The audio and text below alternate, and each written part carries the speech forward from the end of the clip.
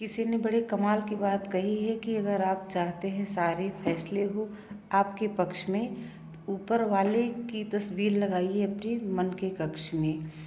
नमस्ते फ्रेंड्स, मैं नीतू पांडे आप सभी का अपने चैनल में बहुत बहुत स्वागत करती हूँ।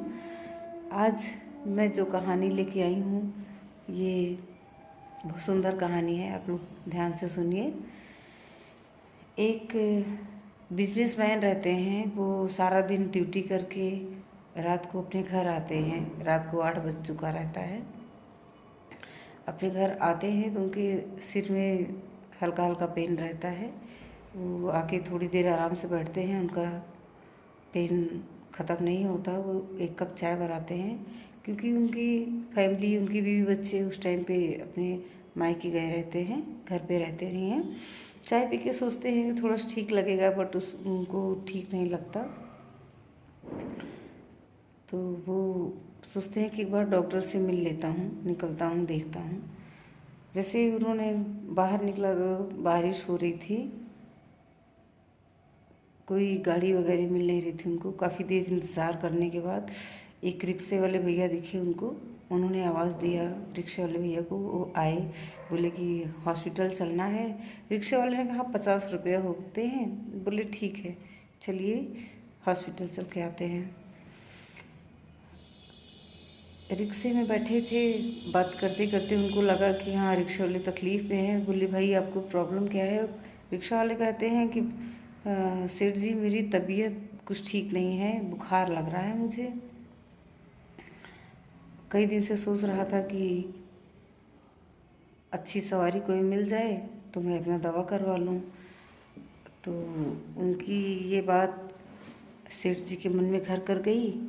वो हॉस्पिटल पहुँचे, अपने लिए दवा लिए सिर दर्द का, और वो रिक्शे वाले भैया के लिए बुखार की दवा लिए। दवा लेके जैसे ही बाहर निकले तो उनको लगा कि रात ज़्यादा हो चुकी है, खाना घर पे बनाएंगे नहीं, चलो खाना पैक करा लेते हैं। ठीक सामने ही, मेडिकल के सामने ही एक रेस्टोरेंट था, वहाँ पे जाते हैं। वहाँ पे वो छोला भटूरा पैक कराते हैं। फिर उनको याद आता है कि ये रिक्शे वाले भी सारा दिन गाड़ी चलाए हैं, तो इनके लिए भी खाना पैक करा लेते हैं। सेठ जी ने रिक्शे वाले के लिए भी खाना पैक कराया और आके रिक्शे में बैठ गए। बातें करते करते आ गए, अपने घर पहुँचे। तो उतरने के बाद वो 100 रुपये का नोट देने लगे रिक्शे वाले। फिर उन्होंने कहा नहीं नहीं सेठ जी इतने पैसे नहीं होते हैं, 50 रुपये होते हैं बस। कहते हैं रख लो, कोई बात नहीं है, आप परेशान ना होइए, इतना रखिए आप। उसके बाद दवा का पैकेट पकड़ाते हैं और उनको समझाते हैं कि सुबह शाम करके 3 दिन का कोर्स है, इसको खा के आपकी तबीयत सुधर जाएगी। और छोले भटूरे का जो 2 पैक कराए रहते हैं, 1 पैक उनको देते हैं। उनको सब वो समझाते हैं, देते रहते हैं। तो रिक्शे वाले के आँख से आंसू बहते रहते हैं कि सेठ जी ने पूछा कि क्या हुआ, आप रो क्यों रहे हो, और कोई परेशानी और कोई समस्या है आपके पास क्या? रिक्शा वाला बोलता है नहीं सेठ जी, मैं बहुत दिन से परेशान था, बहुत दिन से मेरा मन था कि मैं छोला भटूरा खाऊं। भगवान से प्रार्थना करता था, भगवान मेरे पास इतनी इनकम नहीं है, इतना नहीं हो पाता है कि मैं छोला भटूरा खाऊं।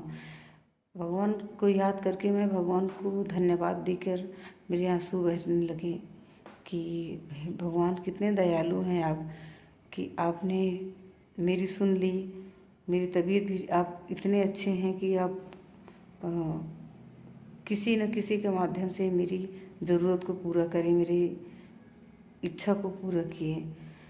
सेठ जी भी सोचने लगे कि मैं जब ऑफिस में था तो मेरी तबीयत नहीं ठीक थी, नहीं तो मैं ऑफिस से आते आते ही अपना दवा लेके आया होता। घर पे आया तब मुझे स्टार्ट हुआ, तबीयत ख़राब हुई।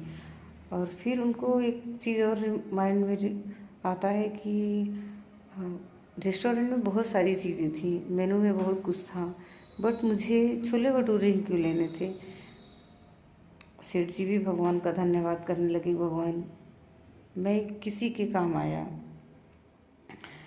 तो भगवान अपने सच्चे भक्त की सुनते हैं।